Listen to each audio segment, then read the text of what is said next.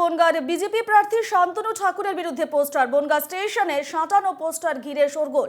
তাতে লেখা রয়েছে, তোলাবাজ শান্তনু ঠাকুরকে একটি ভোটও নয়, কল্যাণী এমসের তোলাবাজ শান্তনু ঠাকুর নিপাত যাক। পোস্টারের নিচে লেখা, বনগাঁ সাংগঠনিক জেলা বিজেপি বাঁচাও কমিটি। বনগাঁর বিজেপি প্রার্থী শান্তনু ঠাকুরের বিরুদ্ধে পোস্টার।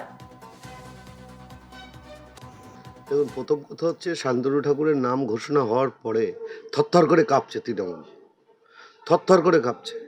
তো এই ভয় থেকেই বিজেপি বাঁচাও কমিটি লিখে ফেক অ্যাকাউন্ট খুলে যেমন ওরা লিখছে তেমন আপনি বললেন ট্রেনে স্টেশনে কোথায় কোথায় দিয়েছে। এসব করে কোনো লাভ হবে না, কারণ তৃণমূল জানে যেখানে শান্তনু ঠাকুর জিতবে 2,22,000 প্লাস, সেই আতঙ্ক থেকে এইগুলো করছে। এতে ভাড়া পড়ে না, মানুষ এগুলো ভালোভাবে নেয় না।